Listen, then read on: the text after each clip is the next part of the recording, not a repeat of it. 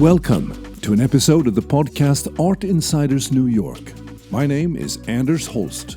The theme of the podcast is New York, with a focus on behind-the-scenes conversations with fascinating people who are making an impact in the world of art, design and architecture. One of my favorite things to do on a Saturday afternoon is to join Rafael Risemberg on one of his gallery tours in Chelsea and enjoy a couple of hours of wonderfully curated contemporary art experience. New York City is the world's center for contemporary art with over 600 galleries, and the most frequent tours takes place in Chelsea with its 300 galleries, and in galleries in Soho, Lower East Side, Upper East Side and Midtown.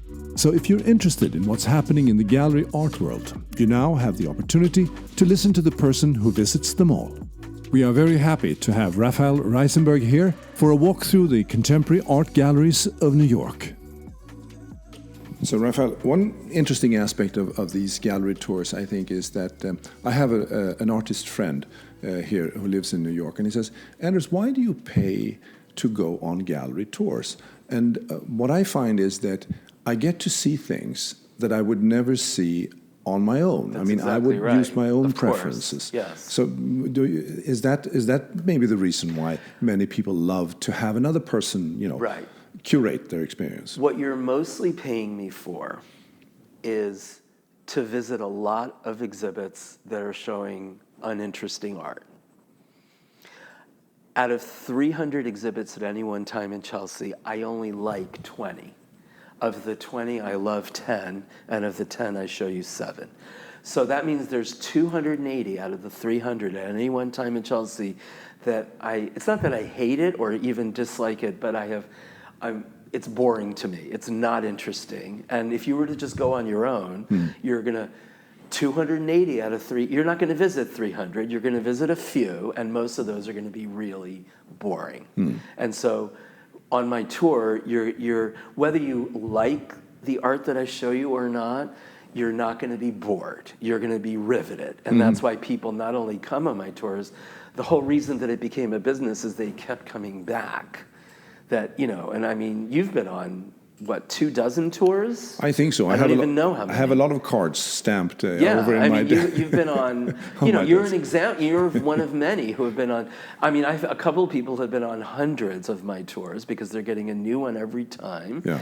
And I have some people who, in a joking way, say they're mad at me because now they don't go on their own anymore. They used to, because now when they go on their own, nothing is that exciting. Yeah. Well, I have friends. I spoiled it for them. Yeah. I have friends coming into New York to stay for a week or a weekend or whatever, and I always take them on these tours, and they love it. They say, "Oh, that tour was so beautiful," and they take photos of it. And if you had just walked around randomly, they wouldn't have had that experience. Not at all. Probably they wouldn't have seen one exciting one out of 10 that you took them to. Probably not even one. First of all, the arts are inherently interesting. That's number one. But in particular, the galleries are different than museums. And I love museums, and I visit every major museum show in New York, and that takes a lot of my time too, though I almost never give a museum tour. But as much as I like museums, museums are showing older art that's decades, centuries, and even millennia old, like ancient Greek, ancient Roman. I have so much respect for all the art that the museums show, but my passion is the newest art. That's what really gets my blood boiling in a good way. And 95% of New York's 600 galleries at any one time are showing brand new artwork that's being shown for the first time. And so it gives people the opportunity to see this. You asked why they like it, to see the cutting edge. So for example, the latest technology. I don't know if you were on this particular tour, but a month and a half ago, I gave a tour where when I walked in myself, just to, as one of the 300 Chelsea shows just to check out, I thought, okay, it's an okay video exhibit, fine. I'm not gonna bring my group, it's kind of slow moving. Nicely artful, but not a big deal. And then after seeing it, the next thing I do is I always read about the exhibit, and to my amazement, I just dropped to the floor. It turned out it wasn't video, it was entirely computer drawn. Like it was so realistic because they were using the same technology that the software manufacturers that do video games, which is a huge business, and they're attracting the best computer programmers in the world because they want to make even more money, you know. And so gallery artists who do video and computer art are now piggybacking on the incredibly, what's becoming technologically advanced. I think one of them is called Maya software. You can buy it. They're not stealing it. They buy the software. And so that's an example of when people come on my tour, they're seeing the newest technology that was staggering to me even just 2 months ago when I saw it for the first time. Let alone, I can't even imagine if I'd seen it 16 years ago. I was thinking about the other one that was also impressive, about the cell phone, the first mobile cell phone call ever made. So would you say that video art in this way is the new thing that's coming through more forcefully than other disciplines? I'll tell you, I don't think percentage-wise there's a higher percentage of video art or even computer art than when I started 16 years ago, to my surprise. I think it's the large majority of art in Chelsea is still painting, sculpture, and photography. Mm-hmm. That's what it was 16 years ago, that's what it is now. But there's always enough good, really extraordinary video and computer art, and photography the more digital it gets, the more they can do with that, the more high-tech it becomes. They're doing things now they couldn't do. That it's almost always part of my tour. But I would say, you know, is it a new thing? No, I mean, it was a new thing in the 1970s. Yeah. You know, I mean, so it's not new. They're doing things digitally that they couldn't do before, and that'll continue. But I would say still, most of the art of 600 galleries, it's still mostly non-digital. Yeah. And that'll continue for a while. I don't know, I can't predict 100 years from now. You also, on your tours, you incorporate this interactive moment when you have the guests discussing the art. Why is that important? I know of one person who does gallery tours her rule is no one can talk throughout the tour, not even to ask a question. Mm-hmm. Like, I'm the opposite. And when I was a teacher, it was the same thing.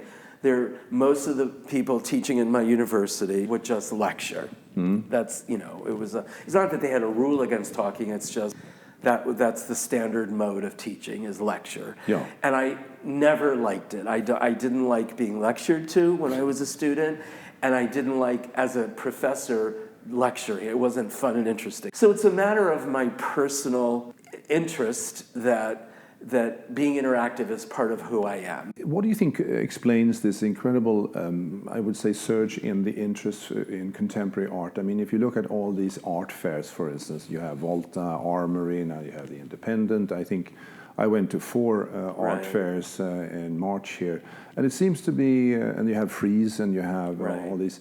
What do you think explains this this big interest in contemporary art on a mass market scale, really?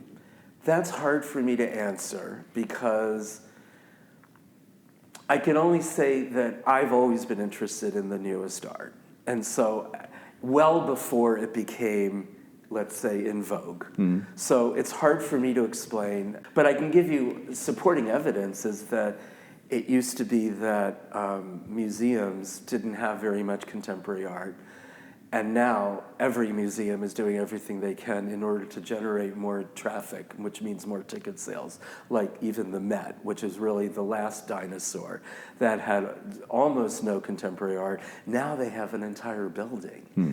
You know, in addition to their one on 82nd Street, they took over the old Whitney Museum.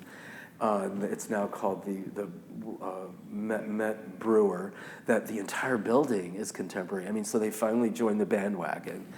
The Guggenheim is showing more contemporary than ever. Maybe it has to do with the sort of the interactive, the digital society we live in, social media. Maybe images and photographs and things like that has become more interesting and more useful in the communication between people. I don't think that's a factor. I don't know, but because, as I said, there's not more digital art proportionately being shown in galleries and even museums than there used to be. It's really not.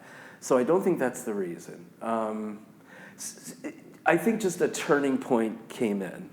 something clicked where, you know, it probably, like, here's an example. I think 30 years ago, you could buy contemporary art for not much money. And if you wanted an investment, you didn't invest in contemporary, you invested in, you know, Impressionism and Greek art and, you know, Roman, I mean, Renaissance art. That was the investment.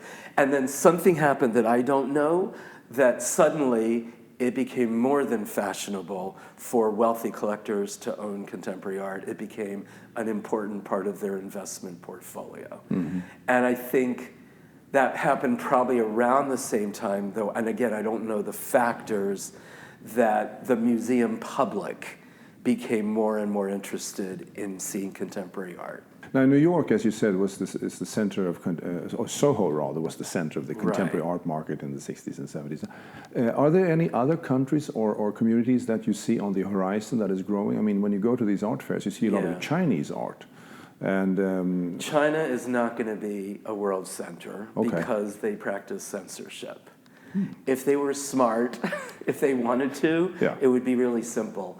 Keep the censorship on everything else in the country, but lift it completely on art, and then they would become rivals to New York, and within a matter of years. I see. But there's no way that the art world is going to, you know, make Beijing or Shanghai the world center when they're not going to be able to show a lot of what, you know, including political censor, you know, like if it's anti-Chinese, sexuality, violence. So that's not going to happen. And right now, let me give you a very brief history of how New York became, and which neighborhoods in New York that you probably are not aware of. Paris, for, you know, centuries, was the world center. And throughout the 1800s and mid-1900s, and the only reason they're not anymore is because World War II decimated Paris. I mean, the Germans took over the city. I mean, it was, and so all of the art gallery owners, the dealers, fled, knowing that and a lot of them were Jewish, that was part of but even the ones that were not Jewish knew that kind of censorship that I told you was happening in China. They knew they weren't going to be able to show the kind of art, nothing cutting edge, at least, no, I mean, no way. I mean, the amount that Germany was censoring their own artists and killing their, I mean, it was ridiculous. So they fled to New York, and I don't know why New York, but basically a lot of the great European artists and a lot of the, probably I'm thinking a majority of the gallery owners moved to New York. And that's why New York became the world center. And where the world center first neighborhood was Midtown Manhattan in the 57th Street area, which still has around 30 galleries. It's not a major, but it's enough that I do an occasional tour there. And that was the world center from the late 1940s until the mid-1960s. It had a good 20-year run as the world's epicenter for contemporary art. The next came Soho because it was much cheaper and kind of filthy and disgusting. Now, of course, everyone wants to come here. But the artists and galleries moved from the more expensive Midtown to Soho. And Soho had its heyday, was the world's epicenter for contemporary art from the late 1960s until the late 1990s. And that's when the real estate was too expensive in Soho, and Chelsea was dirt cheap because it was an ugly industrial zone full of prostitutes and drug dealing at night. And the clubs had paved the way, like nightclubs, discos had moved there for the very reason that it was the cheapest place in Manhattan to have a large open space for dancing. And it made the streets safer. Like I don't know if it was them or the police that started because Chelsea was quite crime-ridden at the time that the clubs moved in, but then it became, you know, and to go out at night was risky. So then it became safer, and the Chelsea galleries piggybacked on the fact that now Chelsea is safe, and the rents are much lower than Soho, which at the time, and so there was no strategy. There was no like master plan. It was just the first gallery moved there in 1994 because of that rent, and then others found out about it and followed them. So now Chelsea's had a good 20 plus years of being the world center. And who knows what's next? I'm not tied to Chelsea. I'm tied to New York. It would be terrible if the World Center went somewhere else. London is not going to be it because of Brexit. And it wasn't going to be it anyway, even with Brexit. But I probably before Brexit, London had the best chance outside of New York. Beijing has zero chance, or Shanghai because of the censorship. I suppose Berlin has an outside chance, but from what I understand, Berlin is more like, how do I call it, smaller galleries. The big name galleries aren't. They have a lot of galleries, but so far it hasn't happened. And Europe is not doing that well lately anyway, with all the divisions that they're seeing. And so what else is there? Where else is there besides Europe? I can't imagine, a South American country, another Asian country. Japan has very few galleries. I mean, and so I think for the next several decades, it's going to be New York. Where in New York? That I have no idea, because of the higher the rents go into Chelsea, the galleries are going to be moving. They already are. They're moving to Bushwick, but I don't see Bushwick becoming the epicenter because it's not in Manhattan. No. So it's a big question mark. Since you started 16 years ago, what has changed in the art world? I'm going to tell you two trends that I've noticed. Number one, the rise of income inequality in the galleries, which is a reflection of exactly what's happening in our economy now, which is that the wealthy galleries are getting more and more of the higher proportion of gallery spaces. So for example, when I started doing tours 16 years ago, there was one Gagosian gallery in Chelsea and one in the Upper East Side. Now there are two Gagosians in Chelsea and three in the Upper East Side.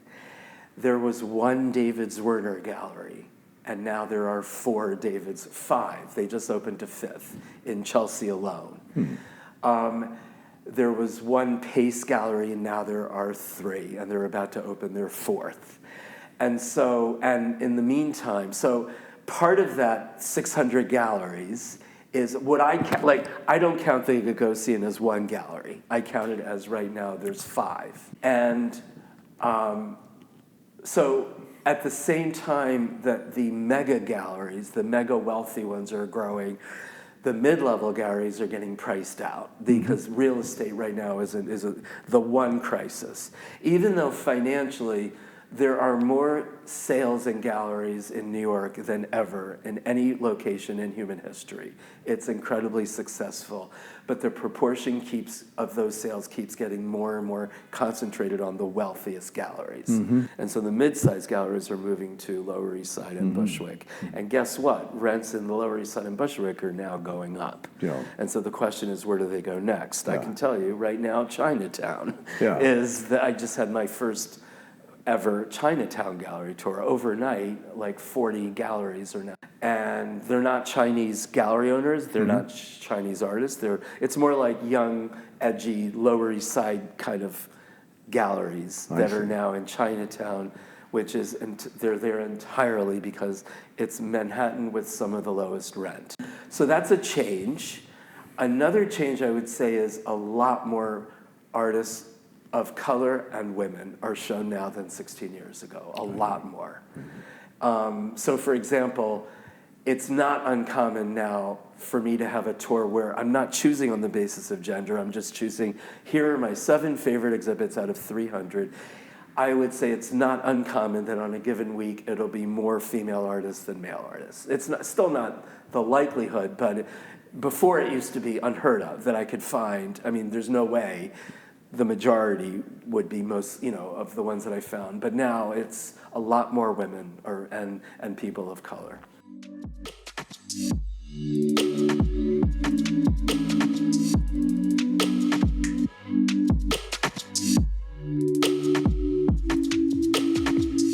For young artists, has it become easier for them to break into the market or more difficult because of the corporatization of the It's never been easy and never will be, because even though there's 600 New York galleries and each gallery represents around 20 artists, do the math. 600 times 20 is about 12,000. Yeah. And there's 8 shows a year. That's There are millions of artists, and there are these limited, it's extremely hard to break into the art world, and it always will be. Younger artists, where they're breaking in is not Chelsea, which the median age in Chelsea is probably 50s and 60s. They're breaking into what are now becoming my two most exciting gallery neighborhoods. Chelsea is the best. Chelsea is the most extraordinary lead because I have 300 to choose from, and I choose 7. But now the Lower East Side has 150 galleries for me to choose from, and those artists are on average 20 years younger than the Chelsea artists. Mm-hmm. And Bushwick has another 50, and those artists are even younger than the Lower East Side artists. Mm-hmm. And the reason for that is that in those two neighborhoods, Lower East Side and Bushwick, the rents are lower than Chelsea or any other, the Upper East Side or even Soho and Tribeca. And so you're getting younger gallery owners opening their first gallery and bringing in new, younger artists. So it's still extremely difficult to break in. Artists don't market themselves. Basically, the way they get in is the connections, that they know another artist who's represented, and then that artist will tell the gallery owner, oh, you should, when you visit my studio, my friend's studio is nearby, you should visit them. They're not marketing themselves. What advice would you give then to there may be some young artists listening to this podcast and how to move in, how to break into the New York art market? So it's all about relations. Yes. I would suggest that they share studios in Brooklyn, and the 4 important neighborhoods are Bushwick, Williamsburg, Greenpoint, and Dumbo, and to make as a wide a network of relationships with other artists. And some of those artists are bound to eventually become represented by New York galleries or galleries elsewhere in the world, and that's their ticket to getting represented. Mm-hmm. That's the biggest advice I would give. Some artists, they have a factory or a group of people who actually help them to execute the art, and that is of course not a new thing. That's always been the case. But what are your feelings around that? Do you think that that's sort of a manufacturing aspect of it? Does it take away the authenticity of the creative process? Only a handful of artists can afford to hire enough people to do that. Yeah. So we're talking about Damien Hirst and Jeff Koons, and that's about it. And Andy Warhol used to do it when he was wealthy. It's really not, I wouldn't call it a phenomenon. It's more like an oddity, because the vast majority of artists aren't selling any of their artwork because they're not represented by a gallery. Even the artists who are represented, by a gallery, even by a Chelsea gallery, the majority of them are not making their entire living through. They're getting one show every 3 years. Maybe you came to my recent Jeff Koons show where I made a whole point about how he had a dozen paintings and he didn't touch a single paintbrush. It was his concept. He has 82 people on his payroll, most of whom are artists. But they're an anomaly. Yeah. That's not a trend in any way. And by the way, I have no problem with it whatsoever. If it became a trend, and if most artists hired people to do their artwork, it wouldn't bother me at all. All I care about is the art interesting. Stephen Hawking doesn't type his books. His hand is not on his books, it's his mind. Yeah. And other people do the typing. Fashion designers, Yves Saint Laurent and Calvin Klein do not sew their clothing. They come up with a vision, they do the drawings, and then they hire the best sewers to execute their, So I'm fine with that because their clothes are fabulous. And and Jeff Koons, a lot of his artwork is fabulous. I don't care that he didn't execute it. The important thing is that it was his vision, and he was able to carry out that vision by, in this case, hiring other people. You told me before that one of your passions is to see art and also new art. Do you have any specific favorites in terms of galleries or genres? Personally, I'm the most excited by technology in art. So that would be video art, computer art, digital photography. Yeah. But, I say that, and then I find an incredibly innovative painting show. Someone doing something with painting I'd never seen, Yeah. and I'm just as excited by that. So I don't have a particularly favorite gallery. What do the gallery think of these tours? Do they think it's a good for business? It promotes them in a wonderful way, or is it a nuisance? Neither. Most of them are completely indifferent. It doesn't matter to them. We're not a nuisance, nor are we a help, because the art is probably too expensive for anyone on my tour to purchase. So I would say this: the galleries in those neighborhoods with where the gallery owners are younger and the artists are younger, they're more inviting. They see it as more the cost is lower, so there's more of a likelihood someone on my tour is going to buy the artwork. Mm-hmm. And the cost is lower because the rents are lower and because the artists are not very famous. And so, you're basically, when you're buying art, you're paying for the reputation of the artist. Yeah. And so those smaller galleries with younger gallery owners on the Lower East Side in Bushwick, the gallery owners tend to be there at the desk mm-hmm. when I bring my group. And so I have more of a personal relationship with them. And sure enough, they'll come out and talk to the group. Yeah. And greet me warmly and welcome, and they're not indifferent at all. You said that your group probably don't have the money to buy the art that we look at. Right. We look at these. Well, have you bought any? I have actually. You have? I have actually bought. Not on from my tour though. You know that head over there. Yes. Yeah. I don't think I showed that one on. No, I think it was between two stops because I knew I had friends. So you ducked into another gallery. Exactly, okay. I had friends there, and then I saw this bull's head, and I loved it. So when we finished your tour, I went back and actually got it. That's great. Museums are huge buyers of art, obviously. Yeah. That's what they have in their collections. Yeah. And investors, people who, for their home, and also they store it elsewhere. Like right now, this is new, and I've never been to one, but there are now private museums that are springing up from very wealthy collectors who have way more art than their home can, even if they have 10 homes, then their 10 homes can be furnished, and so they have set up private museums by invitation only. What do you do when you're not visiting 300 galleries a month? Well, like anyone else, it's my 9-to-5 job. Mm-hmm. And yes, I spend much more time visiting new exhibits alone than I do actually leading tours. Mm-hmm. That's my 9-to-5 job. And so I'm actually quite an arts fanatic. I see theater almost every night, or at least a performance, whether theater or dance, almost every night. Could you tell me a little bit about your personal background and how you got into this business? I did my first gallery tour 16 years ago in 2002.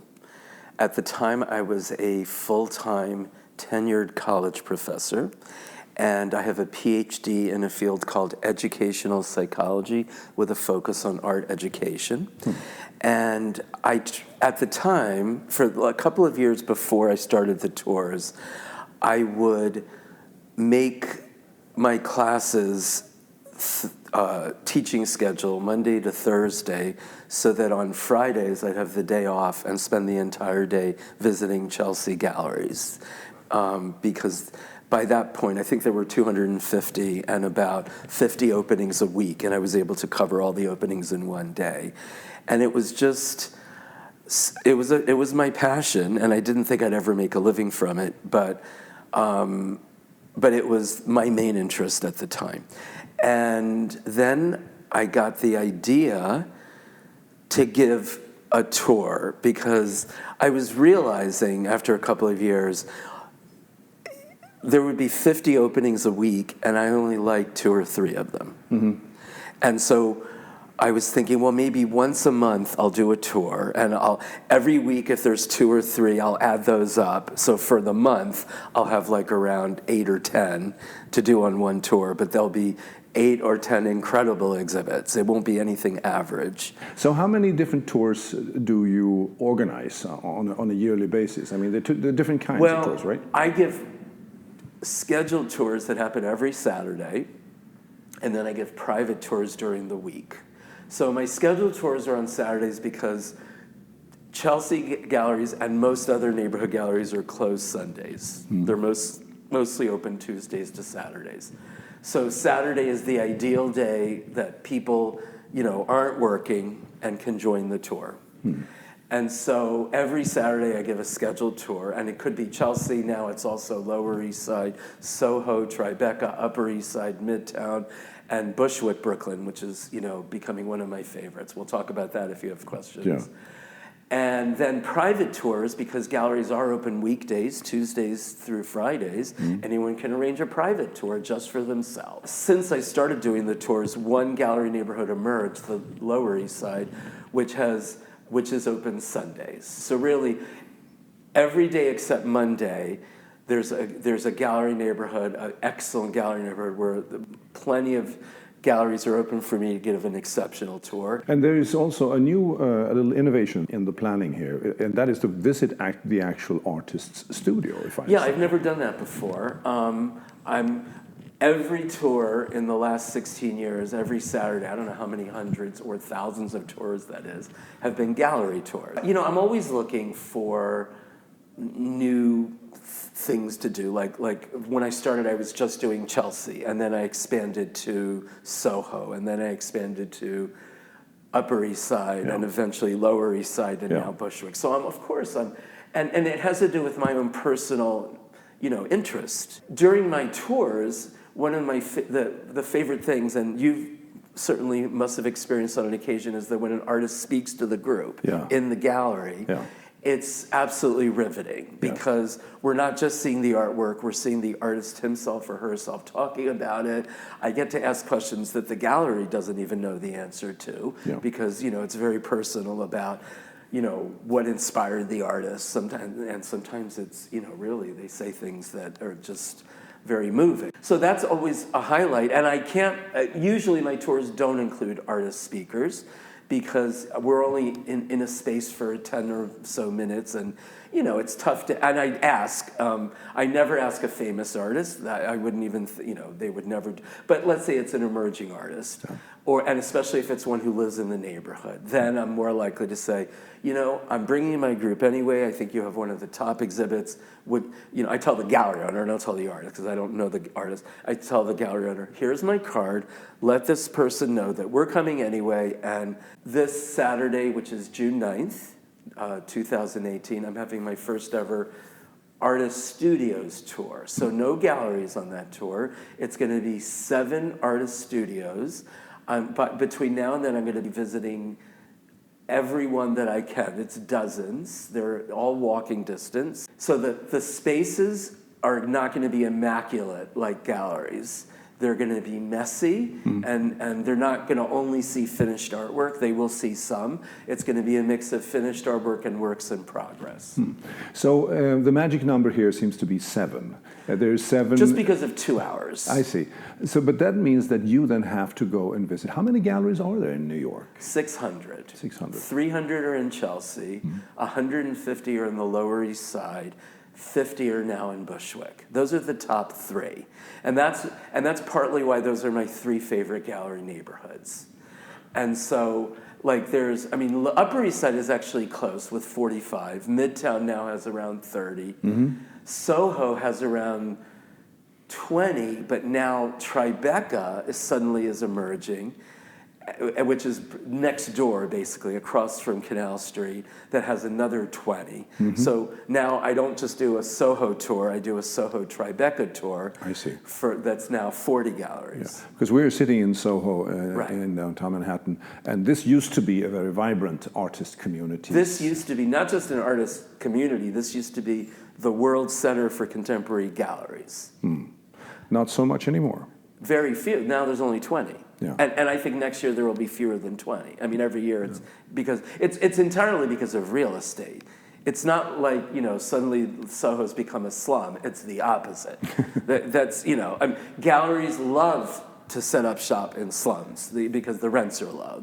And when Soho was a slum, that's why the galleries moved here and the artists moved here. So I understand that in preparation of all these different tours, you actually have to go and visit every gallery. That's by far the bulk of my work. I know that there are maybe 10 or 12 other gallery tours.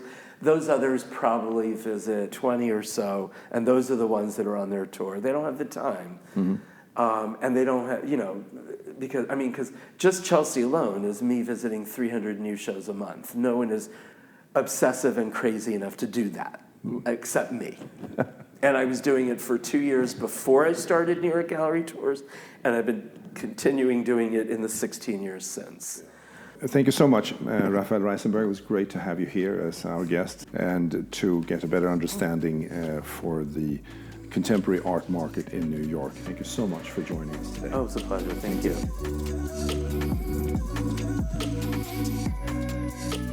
This is Art Insiders New York. My name is Anders Holst. If you enjoyed this episode of Art Insiders New York podcast, head over to iTunes to subscribe, rate, and leave a review. Thank you. This episode was produced by UOM LLC, copyright 2019.